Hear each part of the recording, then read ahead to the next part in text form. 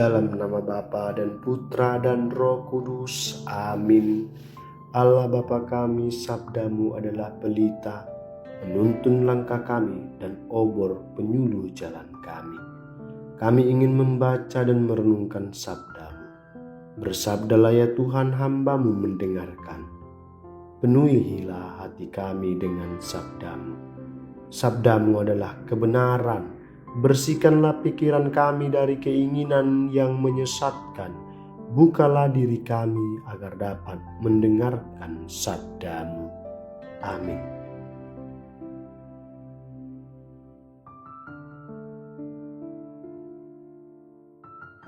Tuhan bersamamu dan bersama rohmu. Inilah Injil suci menurut Matius. Dimuliakanlah Tuhan. Tetapi waktu Yesus mendengar bahwa Yohanes telah ditangkap, menyingkirlah ia ke Galilea. Ia meninggalkan Nazaret dan diam di Kapernaum di tepi danau di daerah Zebulon dan Naftali, supaya genaplah firman yang disampaikan oleh Nabi Yesaya. Tanah Zebulon dan tanah Naftali, jalan ke laut, daerah seberang sungai Yordan, Galilea, wilayah bangsa-bangsa lain, bangsa yang diam dalam kegelapan telah melihat terang yang besar, dan bagi mereka yang diam di negeri yang dinaungi maut telah terbit terang. Sejak waktu itulah Yesus memberitakan, bertobatlah sebab kerajaan Allah sudah dekat. Demikianlah sabda Tuhan. Terpujilah Kristus.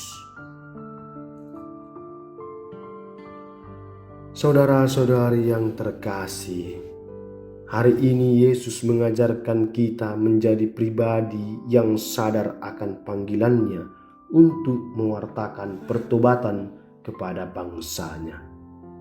Ketika ia mendengar bahwa Yohanes ditangkap, ia lalu menyingkir ke Galilea.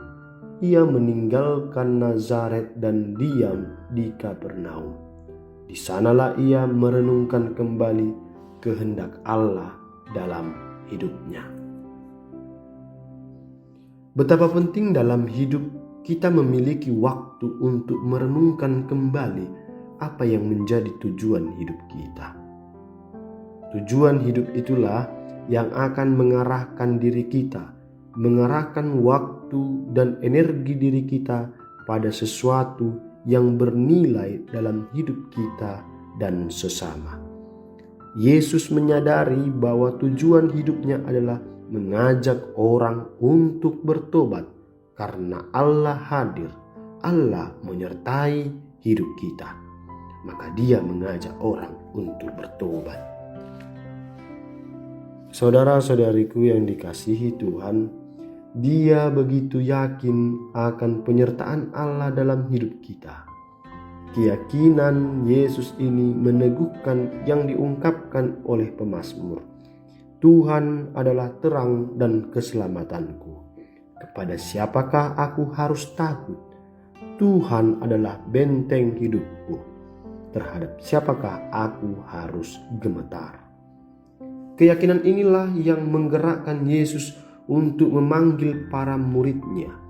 Ia memanggil orang-orang yang bersedia menjadi temannya dalam menyuarakan pertobatan itu.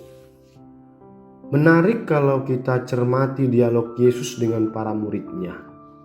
Ketika Yesus menyapa para murid-Nya dengan berkata, "Mari ikutlah aku dan kamu akan kujadikan penjala manusia." Panggilan Yesus kepada mereka begitu bermakna. Pekerjaan mereka sebagai penjala ikan diangkat agung oleh Yesus, disempurnakan oleh Yesus menjadi penjala manusia. Mereka dipanggil untuk menarik banyak orang agar mengikuti Yesus yang mewartakan pertobatan untuk menjadi pribadi yang berkenan bagi Tuhan dan sesama. Saudara-saudari yang dikasihi Tuhan, panggilan Yesus ini ditanggapi para murid dengan tulus ikhlas dan penuh iman. sehingga mereka rela meninggalkan orang tua mereka dan hal-hal penting dalam hidup mereka untuk mengikuti Yesus. Semoga semangat para rasul dalam menanggapi panggilan Yesus itu juga menjadi semangat kita untuk memiliki dan meneguhkan kita dalam menanggapi panggilannya.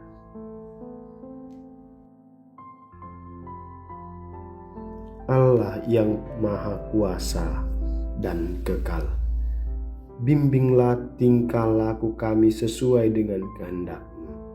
Semoga dalam nama Putra-Mu terkasih kami mampu menghasilkan banyak karya yang baik.